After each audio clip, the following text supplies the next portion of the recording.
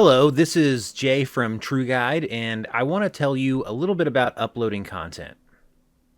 Here at your upload screen, which you can get to by clicking this little icon on the left side of the screen, we're going to go ahead and upload some content. So we're going to hit upload content here, and then we can drag over some files. So this does batch upload, so you can drag multiple types of files. Let's go ahead and drag some files in.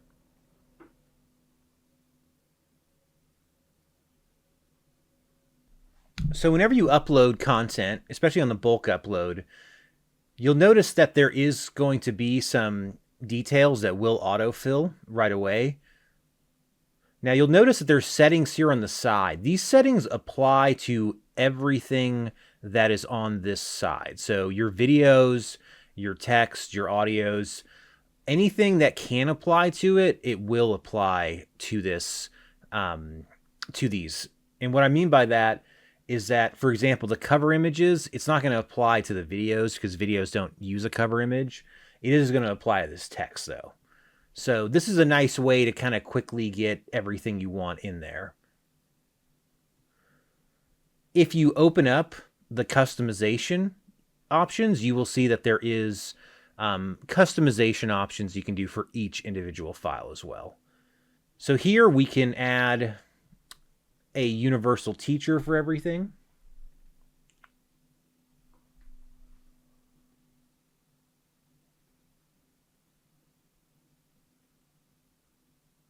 You'll see whenever I put in this various teachers, it now pops up on all of these selections. Our call to action label, this is very important. If you want to add your call to action label on upload, this is where you do it. So you can add, explore more, read more, all of these different options. You can even make your own if you'd like. And then make sure you have the URL in. Whenever you're making the actual players, you can assign the call to action later. So if you want to have a player that no matter what the content is, it just goes to one call to action, you can do that in the player creation. So just remember there's two ways to put your call to action in.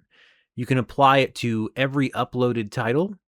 This means that if you don't have a call to action set on your player, this one will show up for the content itself. Or you can set a universal one in the player builder, which will apply to all of the content in the player. This is also where you can add a caption language to your upload. Depending on your plan and the language of your upload, you can choose translation caption options in your player. Whenever someone plays the player, they can choose not only the language it was uploaded in, but any of these as well, depending on which one you pick, of course, during upload. So once you have all this together and you've confirmed that you have the permission to use the content, you're going ahead and upload the files. You'll notice right after you upload and the file has been uploaded to our servers, you'll get this notification if you'd like to be alerted whenever your file has finished processing. For our text files, this is very quick. You probably don't even need to sign up for the alerts. It's usually instant. But for our video and audio files, it does take some time to process. This also depends on caption translations. But we found a good rule of thumb is that it takes about a minute per minute of uploaded content. What I mean by that is if you were to say upload a 10-minute video file, it's going to take about 10 minutes for it to be processed and ready to put in a player. So you can see after a few seconds, it's already ready to go on the text, but it's going to take some time in the video. So once these are uploaded, there are some other options you can do. You can click into this content here, and you can actually turn on and off pieces of the content if you don't want it to show up in a player, which is pretty nice if there's a part of the text that you don't want to show up on the player. You can also, of course, go back in and edit any of the details that you made before, including the cover image.